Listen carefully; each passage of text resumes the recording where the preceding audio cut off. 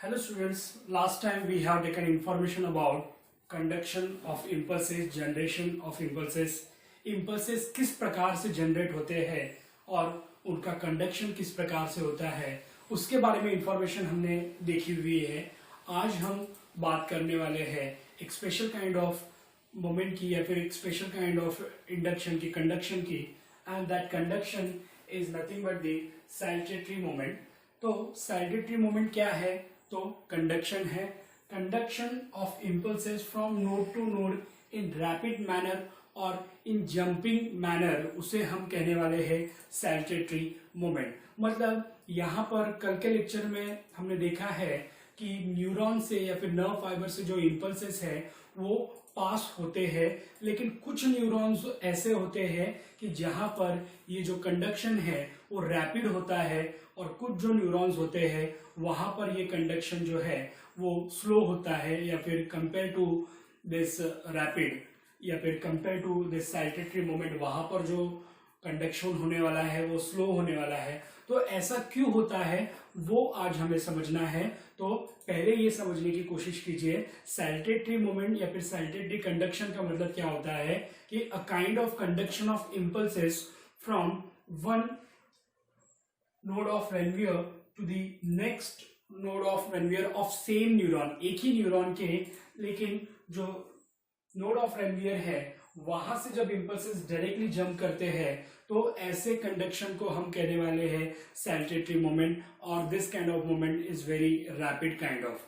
तो दो टाइप के बेसिकली न्यूरॉन्स है, myelinated neuron and non myelinated neuron. Myelinated neuron का मतलब होता है कि ऐसे न्यूरॉन जिनके अराउंड माइलिन शीथ है। Myelin sheath is nothing but the covering which is made up of lipid and protein. तो लिपिड और प्रोटीन से बना हुआ जो कवरिंग है वो या अगर न्यूरॉन के अराउंड प्रेजेंट है तो उसे हम कहेंगे माइलिन शीथ, या फिर ऐसे न्यूरॉन्स को हम कहेंगे माइलिनेटेड न्यूरॉन्स, और अगर नहीं है तो उसे हम कहेंगे नॉन माइलिनेटेड न्यूरॉन्स। तो होता क्या है एग्जैक्टली अगर न्यूरॉन जो है वो माइलिनेटेड है तो वहां पर जो एक्सोप्लाज्म के अराउंड का स्ट्रक्चर है वहां पर शीट या फिर ये जो फैट्स का कवरिंग होने की वजह से वहां पर एक्सचेंज ऑफ आयन होने वाला नहीं है। तो ऐसे केस में एक्सचेंज ऑफ आयन जो है वो सिर्फ नोड्स ऑफ रेनवियर के पास ही अवेलेबल है। तो इस पार्ट से ही एक्सचेंज होने वाला है और इसकी वजह से जो इम्पल्सेस है वो डायरेक्टली जंप करते हैं from one node of Ranvier to next node of Ranvier of same neuron, और इसकी वजह से जो इम्पल्सेस है वो बहुत ही रैपिडली आगे जाते हैं। लेकिन अगर हम बात करते हैं नॉन माइलिनेटेड न्यूरॉन्स की तो वहां पर माइलिन शीथ अब एब्सेंट है, और माइलिन शीथ एब्सेंट होने की वजह से थ्रू आउट द न्यूरॉन वहां पर एक्सचेंज ऑफ आयंस हो सकता है, और यहाँ पर जो इम्पल्सेस है उनका कंडक्शन जो है वो कंपेयर टू माइलिनेटेड स्लो होता है।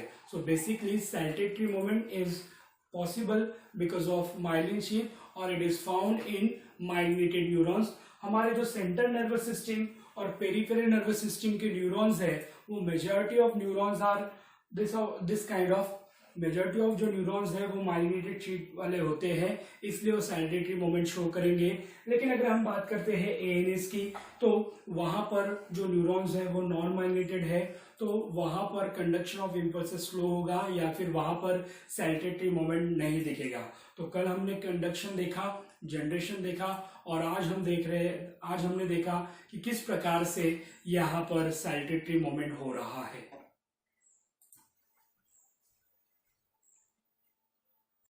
तो बच्चों हमने इम्पल्सेस का कंडक्शन माइलिनेटेड न्यूरॉन और नॉन माइलिनेटेड न्यूरॉन के थ्रू कैसे होता है, साइल्टेटरी मोमेंट क्या होता है, वो सब इंफॉर्मेशन हमने देखी हुई है। अब हम जरा बात करते हैं सिनेप्टिक ट्रांसमिशन ऑफ इम्पल्सेस। मतलब इम्पल्सेस का जो ट्रांसफर है वो सिनेप्स से कैसे होता है वो आज हमें देखना है। तो सबसे पहले हम जानने की कोशिश करते हैं कि ये सिनेप्स क्या होता है। सो very first let me clear the definition of synapse. तो सिनेप्स क्या है? Functional junction. जंक्शन मतलब यहाँ पर दो चीजें एक दूसरे से जुड़ी हुई है या फिर दो चीजें एक दूसरे के कांटेक्ट में है, तो this is nothing but the functional junction. ये जंक्शन है लेकिन फंक्शनल है। सो फंक्शनल जंक्शन किसके बीच में? एक्सॉन ऑफ वन न्यूरॉन, पहले न्यूरॉन का एक्सॉन, और उसका जो एडजेसेंट न्यूरॉन है उसका वेरी नेक्स्ट जो न्यूरॉन है उसके डेंड्राइट्स, ये दोनों के बीच में एक जो जंक्शन है जो फंक्शनल भी है उसे हम कहने वाले हैं synapse. So very first synapse का डेफिनेशन क्या है? Functional junction between axon of one neuron and dendrites of next neuron is known as synapse.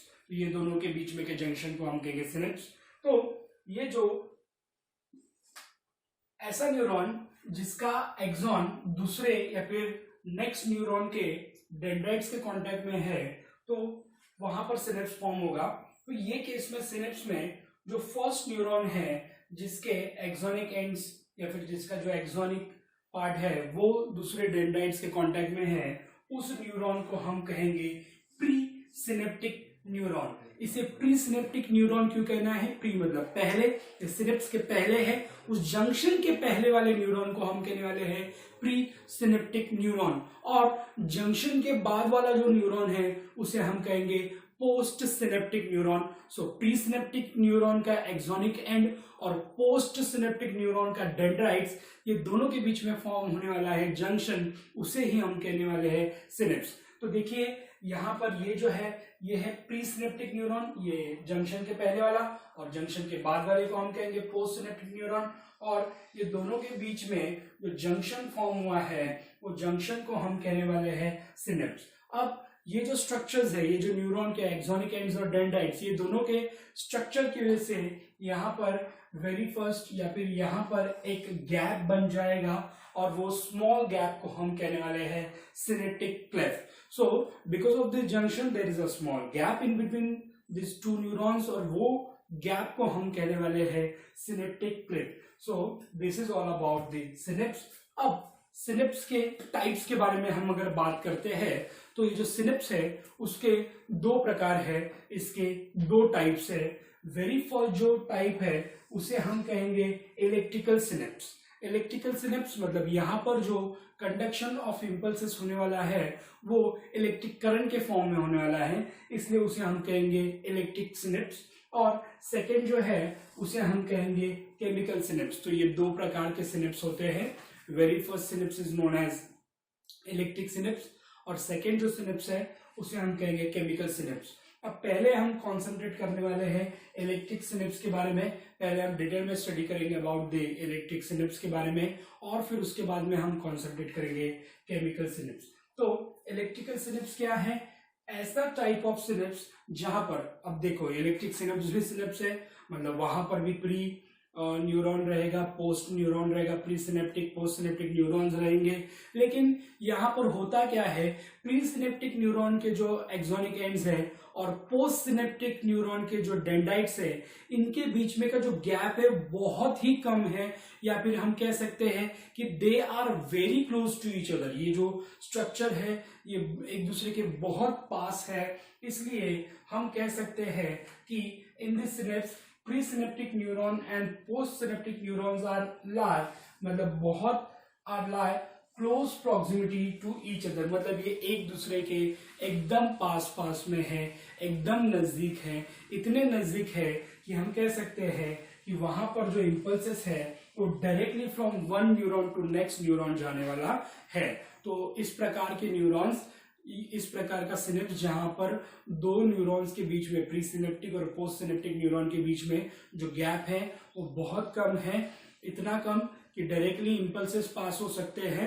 तो ऐसे प्रकार के इम्पल्स को, सिनेप्स को हम कहने वाले हैं इलेक्ट्रिकल सिनेप्स। अब यहाँ पर होता क्या है, ये जो इम्पल्सेस है वो directly from one neuron to next neuron जाएंगे, और ये जो है यहाँ पर बहुत ही फास्ट तरीके से या फिर बहुत ही रैपिडली इम्पल्सेस पास होने वाले हैं। और नोट करने वाली बात यह है कि इस प्रकार के जो इलेक्ट्रिकल सिनेप्स है वो हमारे बॉडी में रेयर है या फिर ह्यूमन बॉडी में इतने ज्यादा नहीं पाए जाते हैं, रेयर केसेस में पाए जाते हैं। फिर इलेक्ट्रिक करंट यहाँ पर जो इलेक्ट्रिक पोटेंशियल है या फिर जो एक्शन पोटेंशियल है, that action potential is generated and that action potential is conducted in the form of electric current. तो यहाँ पर इलेक्ट्रिक करंट जो भी जनरेट हो रहा है या फिर जो एक्शन पोटेंशियल है, it transmitted in the form of electric current. और इस प्रकार का जो ट्रांसमिशन है वो अगर हम कंपेयर करते हैं केमिकल सिनेप्स से तो वो फास्टर है। सो केमिकल सिनेप्स से electrical synapse is faster in nature. तो बेसिकली ये दो प्रकार के सिनेप्स हैं।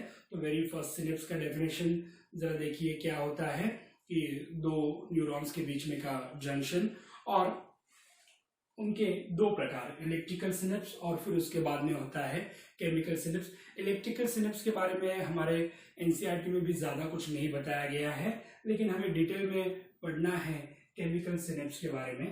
तो अब हम पढ़ते हैं chemical synapse.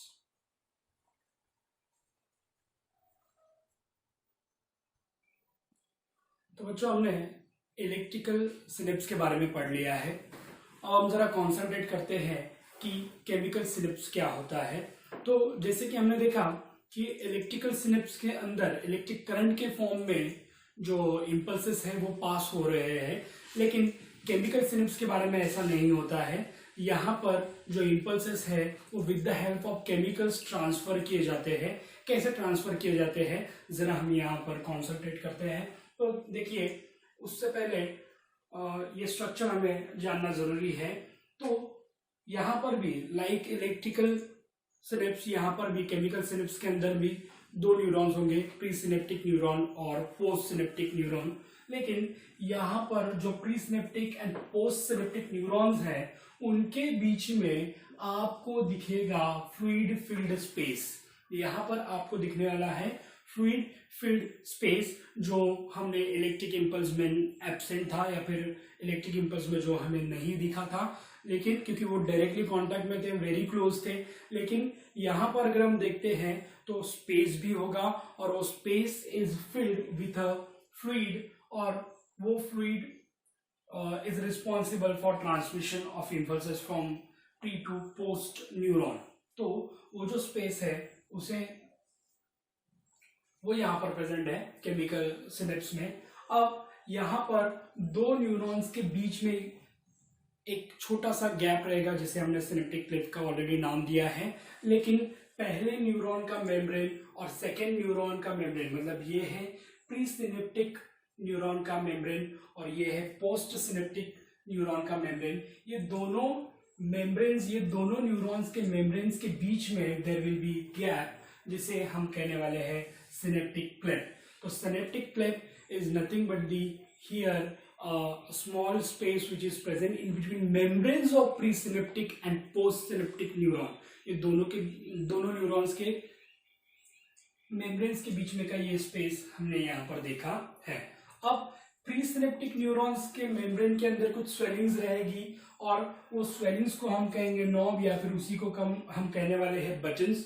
So synaptic knobs are present into the presynaptic neurons का मेम्ब्रेन और ये क्या करने वाले हैं and are with synaptic vesicles. यहाँ पर सिनेप्टिक वेसिकल्स भी रहेंगे और बेसिकली ये जो सिनेप्टिक वेसिकल्स है वो जो है they are filled with neurotransmitters. Neurotransmitter the chemicals which are responsible for transferring impulses, उसे हम कहने वाले हैं न्यूरोट्रांसमीटर्स। तो यहाँ पर जो न्यूरोट्रांसमीटर्स है वो अगर हम देखते हैं तो या तो रहेगा एसिटाइल कोलाइन या फिर यहाँ पर रहेगा एड्रेनालिन। अब न्यूरोट्रांसमीटर एग्जैक्टली क्या है?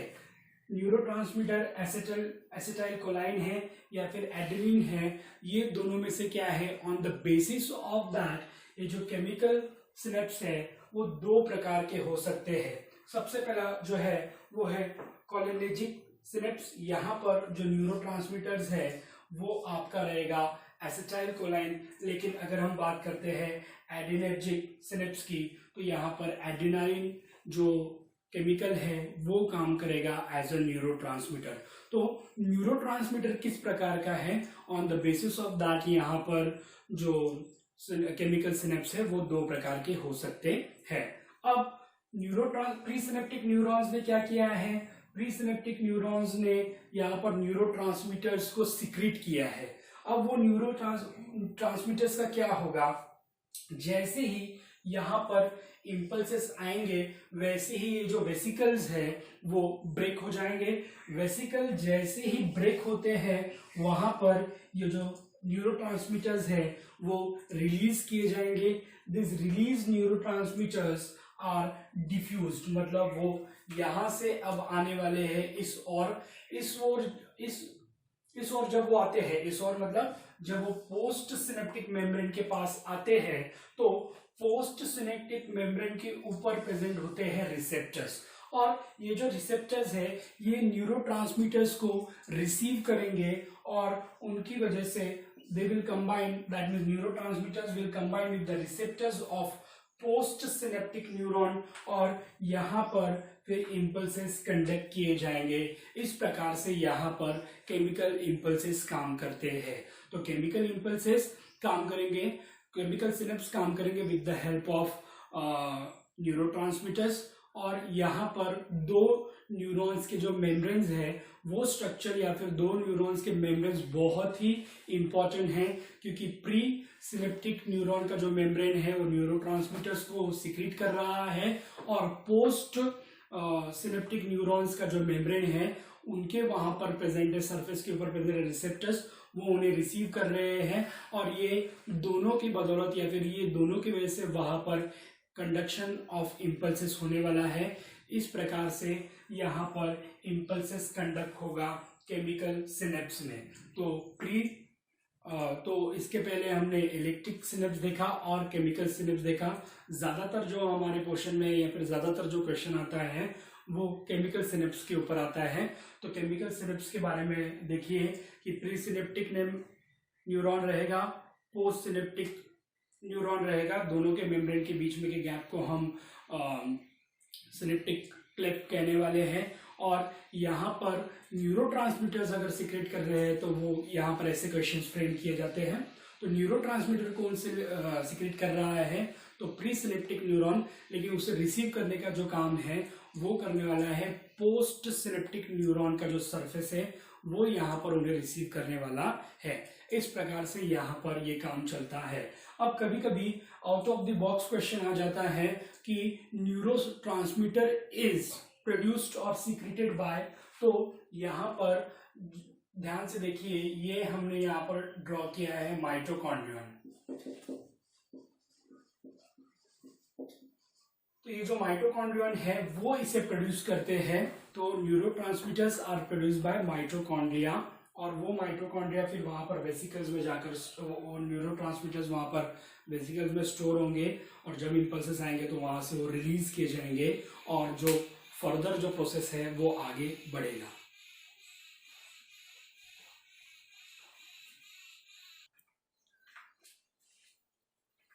तो बच्चों, हमने देखा कि प्री सिनेप्टिक न्यूरॉन जो है वो न्यूरोट्रांसमीटर्स को सीक्रेट कर रहे हैं, और जो रिसेप्टर प्रेजेंट है पोस्ट सिनेप्टिक न्यूरॉन के मेम्ब्रेन के ऊपर वो उन्हें रिसीव कर रहे हैं।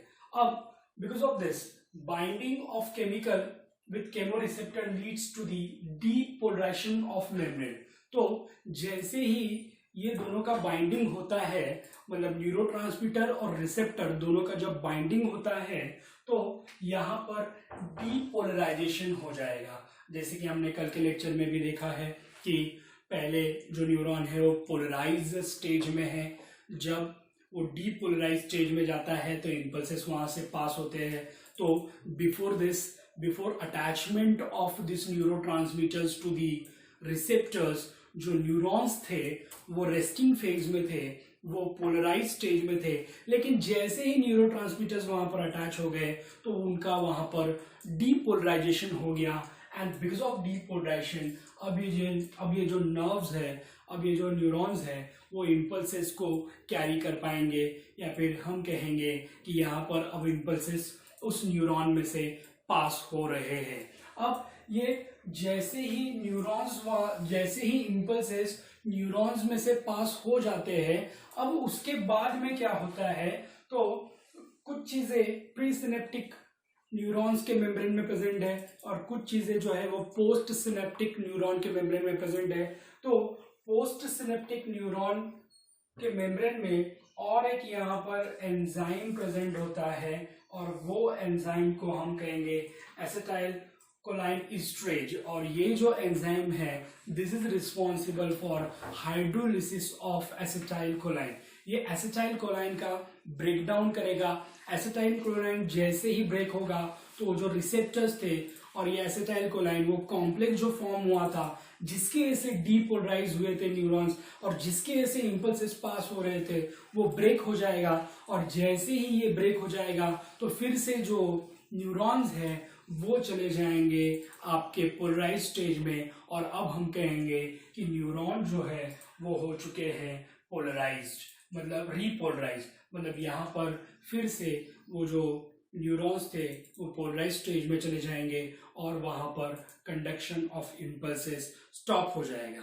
फिर से जब इम्पल्सेस आएंगे तो फिर से वहां पर न्यूरोट्रांसमीटर सीक्रेट होंगे, वो रिसेप्टर से अटैच होंगे और कहानी जो है वो दोहराई जाएगी। लेकिन जैसे ही यहाँ पर इम्पल्सेस पास ऑन हो जाते हैं तो ये एंजाइम की मदद से दोनों केमिकल्स को या फिर एसिटाइल कोलाइन को ब्रेक किया जाएगा और वो जो न्यूरॉन्स है वो फिर से चले जाएंगे रीपोलराइज स्टेज में। अब यहाँ पर बच्चों हमने कंडक्शन ऑफ इम्पल्सेस, उसके बाद में सिनेप्टिक इम्पल्सेस में सिनेप्स में से इम्पल्सेस कैसे पास हो रहे हैं वो सारी चीजें हमने यहाँ पर देख ली है। अब अगर हम ये इम्पल्स के रेट की बात करते हैं, अगर इनके स्पीड की बात करते हैं तो मैमल्स के अंदर ये जो नर्व इम्पल्सेस हैं वो भाग सकते हैं 100 to 130 मीटर्स पर सेकेंड। मतलब एक सेकेंड के अंदर 100 या फिर 130 मीटर्स तक ये इम्पल्सेस पास हो सकते हैं और ये जो वैल्यू है ये मैक्सिमम है। So maximum rate or maximum speed of impulse is nothing but the 100 to 130 metre पर सेकेंड। और एक चीज याद रखना, ये जो इम्पल्सेस हैं उनके कंडक्शन के लिए जरूरी चीज होती है या फिर जरूरी आयंस होते हैं सोडियम आयंस, या फिर सोडियम के जो आयंस है वो यहाँ पर जरूरी है for the proper conduction of impulses. Malathion नाम का एक केमिकल होता है जो इंसेक्टिसाइड्स में यूज किया जाता है और इंसेक्टिसाइड्स में ये जब यूज किया जाता है तो वो इंसेक्ट्स का जो एंजाइम है एसिटाइल कोलाइन ईस्ट्रेज उसको ब्रेक कर देगा, उसे डिस्ट्रॉय कर देगा, जिसकी वजह से वहां पर न्यूरॉन्स का जो फंक्शन है वो प्रॉपरली नहीं होगा और फिर उनका डेथ हो जाएगा। तो इस प्रकार से हमने इम्पल्सेस के बारे में, synaptic impulses, conduction through synaptic impulses के बारे में भी आज जाना है। तो यहाँ पर हमने पूरा नर्वस सिस्टम खत्म कर दिया है।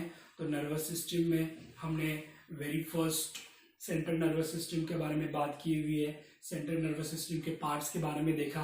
फिर नेक्स्ट वीडियो में हमने पीएनएस के बारे में देखा। पीएनएस के बाद में हमने रिफ्लेक्स एक्शन क्या होता है, रिफ्लेक्स आर्क क्या होता है, फिर उसके बाद में conduction and generation and conduction of impulses कैसे हो रहे हैं वो भी हमने देखा। और आज के वीडियोस में हमने देखा है कि सिनेप्टिक इम्पल्सेस या फिर सिनेप्स में से कैसे इम्पल्सेस पास होते हैं, सिनेप्स का कंसेप्ट क्या है, सिनेप्स के टाइप्स क्या है, किस प्रकार से वहाँ पर कंडक्शन ऑफ इम्पल्सेस हो रहा है, ये सारी चीजें हमने देख ली है।